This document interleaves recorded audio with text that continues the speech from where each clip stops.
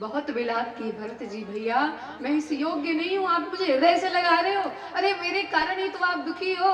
राम जी ने कहा एक शब्द आगे मत कहना भरत, तुम क्या हो कैसे हो मुझे सब पता है, तुम्हें कहने की आवश्यकता नहीं है।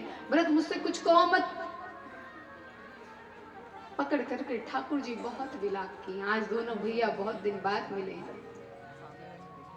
और महाराज गोस्वामी जी कहते हैं कि शत्रुघ्न लाल जी ने आकर के प्रणाम किया और बोले भैया गुरुदेव, और माताएं भी सब आई हैं, मंदाकिनी के किनारे सब हैं।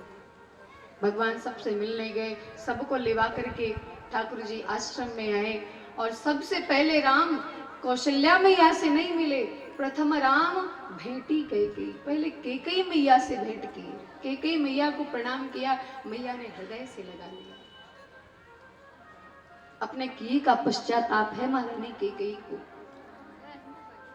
उसके बाद सुमित्रा मैया से मिले, तब कौशल्या मैया से मिले। सबसे मिलने के बाद ठाकुर जी फिर उसके बाद निषाद राज से मिले और निषाद राज को भगवान ने हृदय से लगा लिया।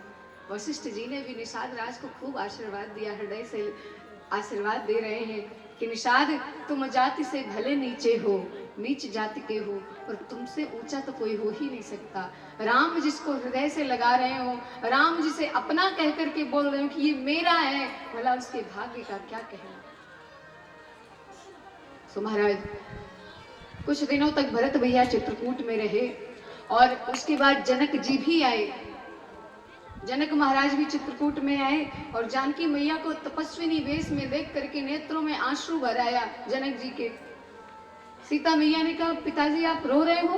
पिताजी ने कहा इसलिए नहीं, जनक जी कह रहे हैं मैं इसलिए नहीं रो रहा हूँ कि मेरी बेटी दुख पा रही है, बल्कि मैं इसलिए रो रहा हूँ कि मैं कितना धन्य हूँ, सीता जैसी बेटी मुझे मिली। बेटी पुत्री पवित्र किए कुल दो, बेटी तुमने तो एक कुल नहीं, जनक के वंश को ही नहीं बल्कि दो दो वंश को तुमने धन्य कर दिया। तुम जैसी बेटी पाकर के मैं धन्य हो गया।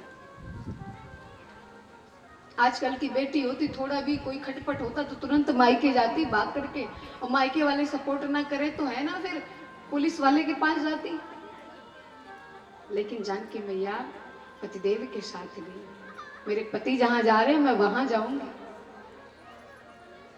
जनक जी महाराज भी चित्रकूट में रहे और भरत जी भी, अब किसी की हिम्मत नहीं पड़ रही कि कोई कहे कि भैया आप घर चले चलो, पर सारे देवता कांप रहे हैं डर के मारे, क्योंकि राम जी ने प्रतिज्ञा कर ली कि भरत तुम जो कह दो मैं वही करूंगा, ये मेरा वचन है। सारे देवता कांप गए, अब तो बना बनाया काम बिगड़ जाएगा, क्योंकि भरत भैया लेने ही आए हैं भगवान को, और अगर लेकर चले गए तो ये मंथरा की बुद्धि फेरना, महाराज की मृत्यु, ये सब बेकार हो जाएगा। राम जी अगर अयोध्या चले गए तो फिर रावण को कौन मारेगा? इसलिए देवता कहते सरस्वती मैया से, मैया फिर कुछ करो। सरस्वती जी ने कहा एक बार कहा था कर दिया, अब नहीं करूंगी। अरे इंद्र अकल है कि नहीं है? हजारों नेत्र होने के बाद भी तुम अंधे हो।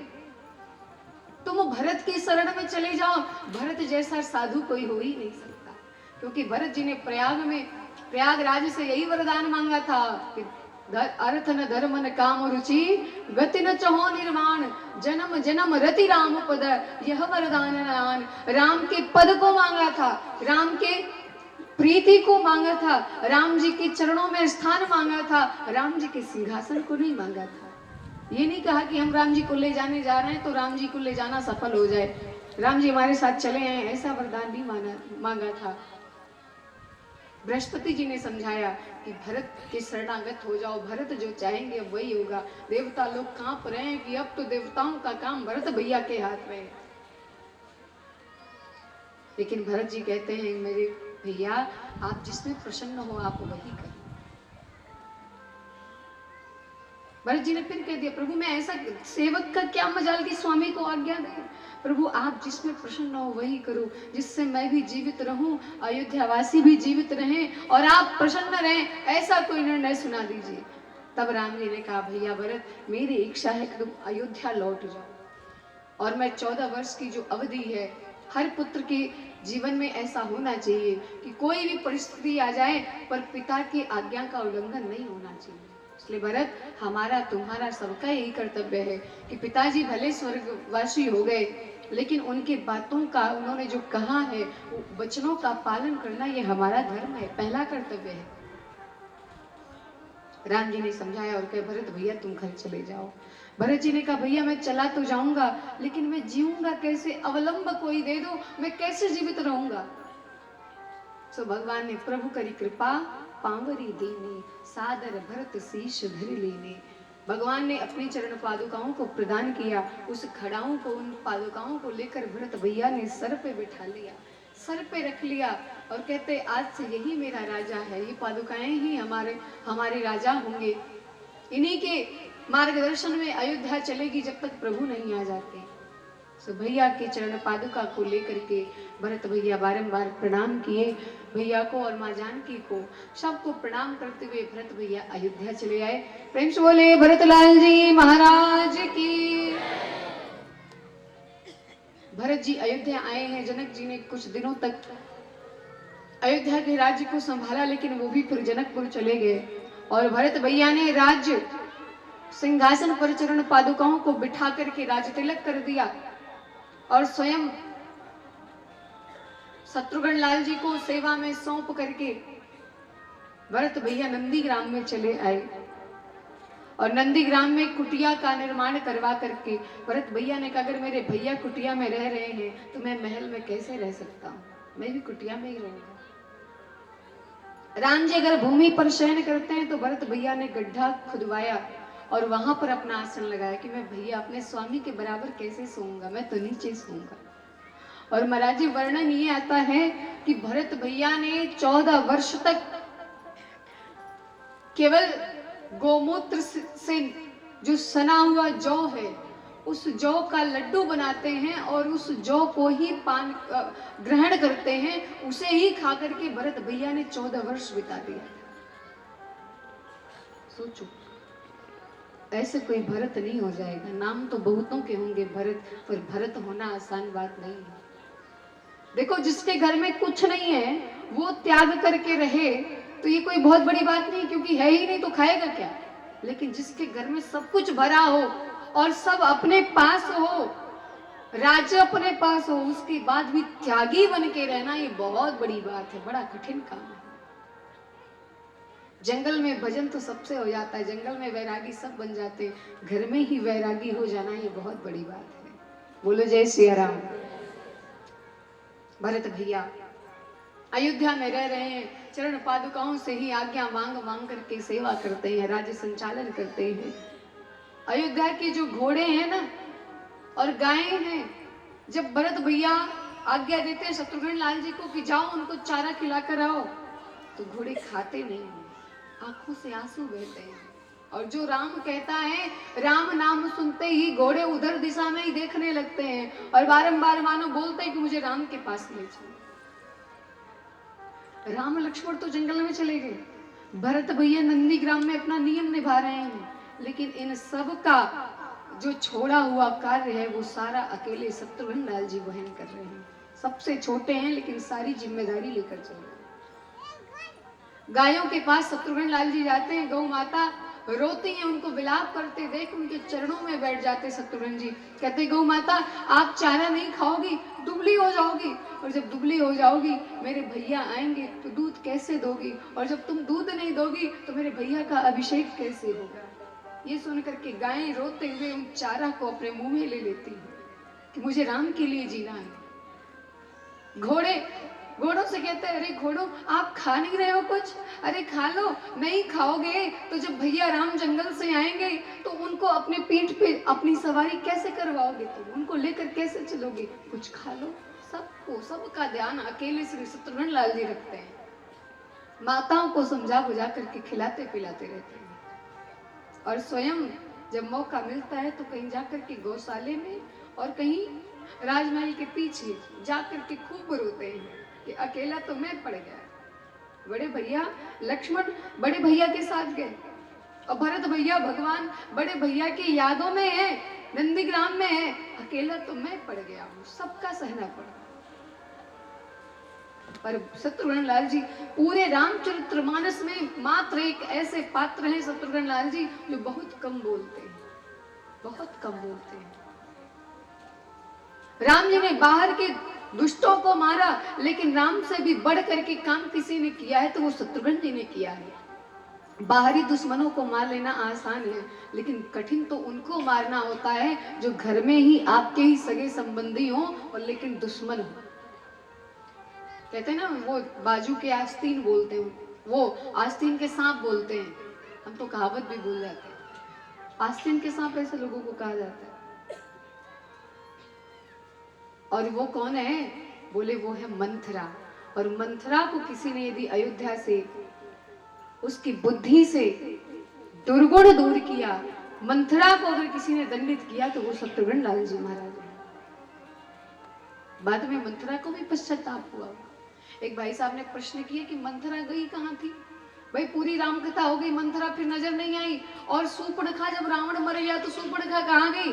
तो एक संत जी को हंसी सूझा और उन्होंने कहा जो मंथरा और सूर्पणखा थी ना, मंथरा चली गई बंगाल और बंगाल में ममता बनर्जी बन गई, जो राम नाम सुनते ही भड़क जाती है। और सूर्पणखा चली गई कश्मीर और वहां महबूबा मुफ्ती बन गई, वो भी राम से बड़ा चिढ़ रखती है। एक महात्मा जी ने ये उत्तर दिया था विरोध के लिए। बाकी ये सब नजर नहीं आए फिर कभी रामायण में। रावण का संहार करा के सूर्पणखा भी चली गई। तो महाराज अयोध्या कांड का समापन करते हुए गोस्वामी जी कहते हैं कि भरत जी का इस चरित्र जो है ना, भरत जी का ये चरित्र, इसे जो भी सुनता है राम जी के चरणों में उसे प्रेम जरूर प्राप्त होता है। और अयोध्या कांड का समापन करके अरण्य कांड में प्रवेश किया। अभी हम लोगों के सन्मुख 5 कांड बचे हैं और 5 कांडों को अभी सुनना है, आज ही सुनना है। बोलो जय सिया राम। अरण्य कांड में प्रवेश किया और गोस्वामी जी कहते हैं कि भगवान चित्रकूट में विराज रहे हैं और एक दिन भगवान को लगा कि जानकी ने मेरे लिए इतना त्याग किया, अपना मायका तो छोड़ के आई ही, यहाँ तक कि ससुराल भी छोड़ दी हमारे लिए, और जंगल में कष्ट सह रही हैं। मैंने जानकी को कोई सुख नहीं दिया और ना ही जानकी ने कभी कुछ कहा कि प्रभु मुझे कुछ चाहिए। जानकी मैया ने कुछ मांगा भी नहीं। भगवान ने कहा अगर कुछ ये मांगती नहीं, मैं कुछ देता भी नहीं हूँ, तो चलो आज मैं कुछ इनका श्रृंगार करके इनको प्रसन्न करूं। ठाकुर जी को ऐसा सूझा और भगवान ने क्या किया, नए नए पुष्पों को तोड़ा और पुष्पों को तोड़ करके उसका आभूषण बनाए। आभूषण बना करके जानकी मैया को पहनाने लगे। एक बार चुनी कुसुम सुहाए, निज कर भूषण राम बनाए। राम जी ने अपने हाथों से आभूषण बनाया, जैसे गजरा बना दिया, बाजूबंद बना दिया, कड़ा बना दिया पुष्पों का, और बना करके सीता मैया को भगवान ने पहनाया। सीता ही पहिराए प्रभु सादर, बैठे फटिक शिला पर सुंदर, सुंदर स्फटिक शिला पर भगवान बैठे हुए हैं। और जानकी मैया बैठी हुई हैं, ठाकुर जी उनके पास बैठे हुए हैं। चर्चाएं छिड़ी हुई हैं भगवान सीता मैया के मन को रखने के लिए कि इनको मायके की याद आए। बारंबार नए भांति भांति की कथाओं को कहते रहते हैं। और अचानक भगवान ने कहा जानकी मुझे नींद आ रही है, थोड़ा मैं विश्राम करूं। तो जानकी मैया की गोद में सर रख करके ठाकुर जी विराज गए और जानकी मैया बैठी हुई है। और तब तक इंद्र का बेटा जयंत देख करके उसकी खोपड़ी ठनकी कि ये भगवान है। अरे ऐसा भगवान होता है, देखो अपनी पत्नी के गोद में लेटे हुए, इनको शर्म नहीं आती? ऐसे कोई बैठता है खुले में? जयंत ने सोचा ये भगवान नहीं हो सकते। जयंत ने कहा परीक्षा लूंगा। तो परीक्षा कैसे लिया? बोले कौए का रूप बना लिया। अब कौआ भाई चालाक तो बहुत होता है कि नहीं, पर करता क्या है? आप लोग समझदार हैं? कौआ बहुत चालाक होता है और उसने भी वही किया, कौए का रूप बनाया। चालाकी तो था लेकिन बुद्धि बड़ी मंद है। क्या किया जयंत ने? बोले सीता चरण चोंच हते भागा। क्यों? क्योंकि मूढ़ मंद मति कारण कागा। कौए का रूप जो बनाया था, इसलिए मां जानकी के चरणों में चोंच मार दिया। देखो अगर राम जी के चरणों में चोंच मारता तो राम जी कुपित नहीं होते। भगवान कहते मुझे जितना गाली देना है दे लो, पर मेरे भक्त को कुछ मत कहना, जो मेरे आश्रित है उसको कुछ मत कहना। जानकी मैया के चरणों में चोंच मारा और रक्त प्रवाहित हो चला, चला रुधिर रघुनायक जाना। जब भगवान ने देखा जानकी मैया थोड़ी सी सहम से गई, बोले जानकी क्या हुआ? कुछ नहीं सरकार, आप आराम करो, आपके विश्राम में बाधा नहीं पड़ना चाहिए। भगवान ने कहा नहीं, तुमको कष्ट हुआ है। ठाकुर जी जग गए और जब चरणों में देखा रक्त प्रवाहित हो रहा है, भगवान नाराज हो गए और देखा इस कौवे ने चोंच मारा। अरे जयंत तू रुक जा, तुझे बताता हूं। अस्त्र शस्त्र तो ठाकुर जी के पास उस समय था नहीं, बस जिस कुशा पर बैठे थे उस कुशा से एक सीख निकाले और ब्रह्मास्त्र के समान वही कुशा को चला दिया, ब्रह्मास्त्र का ध्यान करके। अब वो कुशा जब आगे चला तो महाराज जयंत भागा वहां से कि अब बचने वाला नहीं हूं मैं। भगवान कह रहे प्रभाव देखने आया है, चल दिखाता हूं तुझे प्रभाव। अब भागा भागा गया इंद्र के पास, पिताजी बचाओ मुझे, राम जी का बाण मेरे पीछे लगा हुआ है। इंद्र ने कहा अरे नालायक जल्दी भाग यहाँ से, नहीं तो जिसके घर में चोर पकड़ा जाता है उसे भी चोर ही समझा जाता है, तू जल्दी भाग यहाँ से। शंकर जी के पास गया, शंकर जी बचाइए। शंकर जी ने त्रिशूल लेके दौड़ा लिया। नालायक, राम जी का विरोध करके, राम जी से झगड़ा करके मेरे पास आ रहा है, चल भाग यहाँ से। ब्रह्मा जी के पास गया, ब्रह्मा जी भी कमंडल लेके दौड़ा लिया, जल्दी भाग यहाँ से। भैया राम जी जिसे ना बचाना चाहे उसे फिर संसार में कोई बचा नहीं सकता, और राम जी जिसे रखें फिर उसका कोई कुछ बिगाड़ भी नहीं सकता। जाको राखे साइया मार सके ना कोई, बालन बाका कर सके जो जग वैरी हो। संसार वैरी हो जाए पर राघव यदि हमारे पक्ष में है तो हमारा कोई कुछ नहीं बिगाड़ सकता। भागा भागा जयंत तो इधर उधर भ्रमण कर रहा था, तब तक नारद जी को देखा। तो नारद जी को देखते ही नारद जी के पास आकर बोला प्रभु रक्षा कीजिए, बचाइए मुझे, कैसे बचूं मैं राम जी के क्रोध से। नारद जी ने कहा एक काम करो, नारद देखा बिकल जयंता, लागे दया कोमल चित संता। संत है ना, कहते देखो बहुत तुम परेशान हो गए, अब तो तुम्हें अपने गलती का एहसास हो गया। तो एक काम करो, जिसका तुम अपराध करके आए हो उसी के चरणों में जाओ। अब राम जी ही चाहेंगे तो ही तुम बचोगे, नहीं तो बचने वाले नहीं। जयंत भागा भागा आया और गिरना था राम जी के चरणों में, तो सर राम जी के चरणों में होना चाहिए ना। इतना घबरा गया है कि राम जी के चरणों में पूंछ रख दिया, उल्टा गिरा। जानकी मैया ने पकड़ के सीधा किया, अरे नालायक ऐसे माफी मांग, अभी नाराज हो जाएंगे और तो पूछ रख रहे उनके चरणों में। मैया कहती प्रभु क्षमा कर दीजिए, देखिए कितना घबरा गया है, डर के मारे जहां सर रखना चाहिए वहां पूछ रख रहा है, प्रभु क्षमा कर दीजिए। भगवान ने कहा नहीं, इसने आपको चोंच मारा है, मैं इसे छोड़ूंगा नहीं। अब मैंने बाण चला दिया, वो व्यर्थ नहीं जाएगा, बिना लगे रह नहीं सकता। मैया ने कहा देखो अंग भंग कर दीजिए लेकिन मारिए मत। तो वो बाण आ करके जयंत के एक आंख में लग गया, यानी एक बल्ब फ्यूज हो गया। और जब एक बल्ब चला गया तो भगवान ने कहा जाओ, तब से जितने कौए हैं ना उनका एक बल्ब फ्यूज ही रहता है, उनकी एक आंख से ही दिखता है केवल।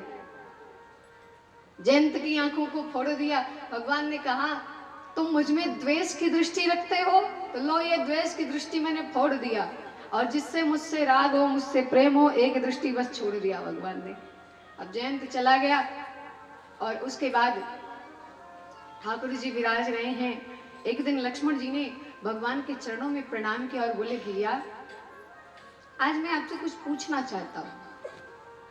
प्रभु ज्ञान क्या है, वैराग्य क्या है, भक्ति क्या है?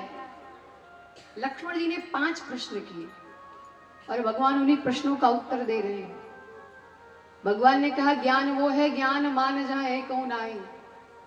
जहां जिसने ज्ञान प्राप्त किया और ज्ञान का अहंकार नहीं है वही ज्ञानी है। ज्ञान पाने के बाद यदि अहंकार आ गया वो ज्ञानी नहीं है। इसलिए ज्ञान का घमंड नहीं होना चाहिए, सबको समान रूप से देखे, वो ज्ञानी है। और वैरागी कौन है? बोले त्याग करने के बाद ये भी याद ना रहे कि मैंने क्या त्याग किया है, ऐसा त्याग होना चाहिए। 10 रुपए चढ़ाने के बाद मोहल्ले भर गाओ कि आज 10 रुपए डालने हैं दान पेटी में, तो वो त्याग नहीं होता।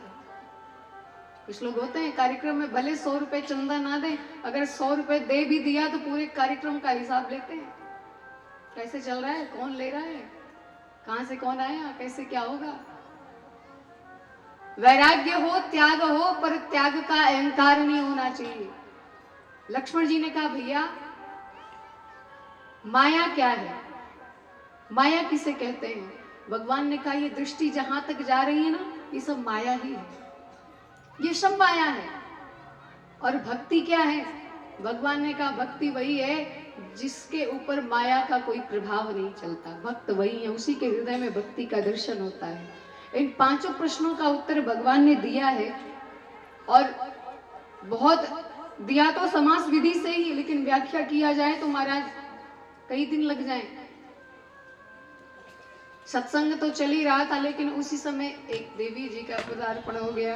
कौन है? सूपनखा रावण के बहिनी, सूपनखा रावण के बहिनी, दुष्ट हृदय दारुण जसहिनी, दुष्ट हृदय दारुण जसहिनी, पंचवटी